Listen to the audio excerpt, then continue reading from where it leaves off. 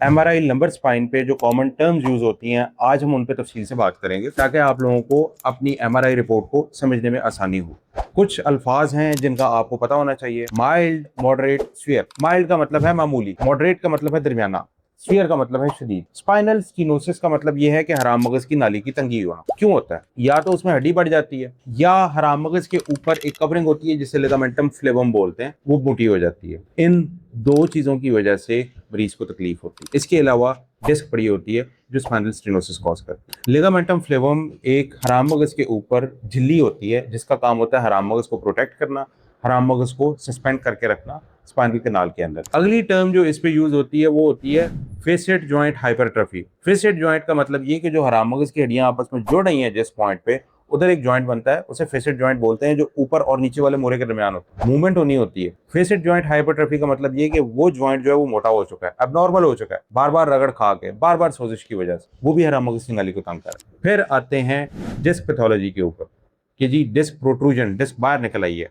Disc extrusion, disc का piece टूट के बाहर निकल आया। कॉडल माइग्रेशन के पीछे जाके फंस गया।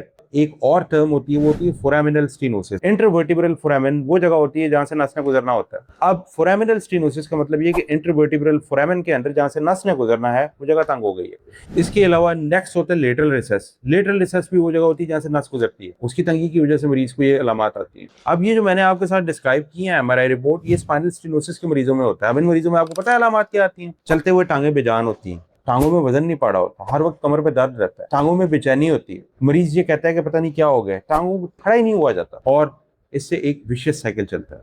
जब मरीज से चला नहीं जाता तो फिर क्या होता है? वो सारा दिन बैठा रहता है, वो बैठा रहता है, उसका वेट गेन होता है, वेट गेन होता है तो उसकी वजह से उसे शुगर की तकलीफ होती है, ब्लड प्रेशर की तकलीफ होती है, और मसाइल होते हैं। ये सारी चीजें उसकी चल रही होती हैं। आगाही ना होने की वजह से मरीज को पता ही नहीं होता उसके साथ बीमारी क्या चल रही है और कितनी सीरियस हो चुकी है। मरीज जब तक न्यूरोसर्जन के पास आता है तब तक उसकी टांगें जवाब दे चुकी होती हैं, बीमारी बढ़ चुकी होती है, मोरे कमजोर हो चुके होते हैं। वो बीमारी जिसका इलाज एक छोटे से एंडोस्कोपिक ऑपरेशन के जरिए किया जा सकता था, उस बीमारी के लिए बड़े बड़े कट लगाने पड़ते हैं, स्क्रू और रॉड डाल के फिक्स करने पड़ते हैं। ऐसा क्यों होता है? ऐसा सिर्फ इसलिए होता है कि आप लोगों के पास आगाही नहीं होती। एंड पे आते हैं आप न्यूरोसर्जन के पास ही, वक्त पे आ जाएंगे तो रिकवरी भी अच्छी होगी, आउटकम भी अच्छे होंगे, रिजल्ट्स भी अच्छे होंगे।